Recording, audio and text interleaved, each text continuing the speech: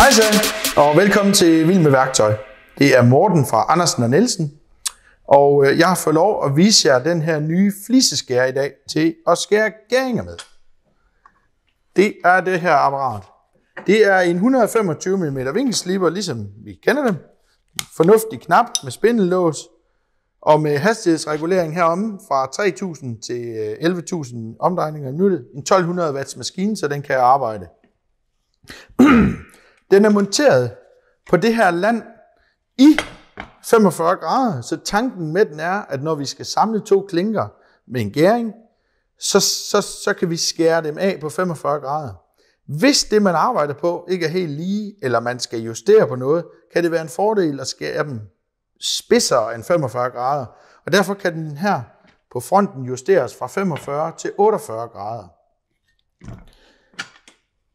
Nedenunder, når vi vender den om og kigger her, så har vi 3 rustfri stållejer, som vi kører ind på, som sådan set er vores land, og det har vi også heromme.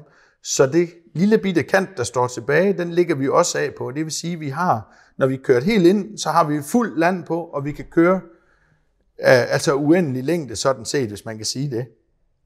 Den kan skære en klinketykkelse op til 19 mm.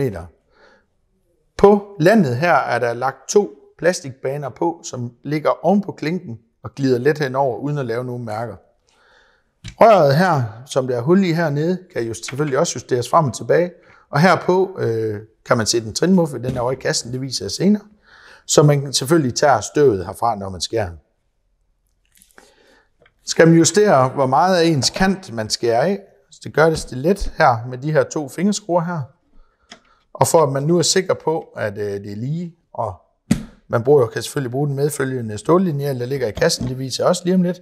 Men så er det de her pejlemærker her, så man er sikker på, at den står ret med landet. Så det er super nemt at justere det her også.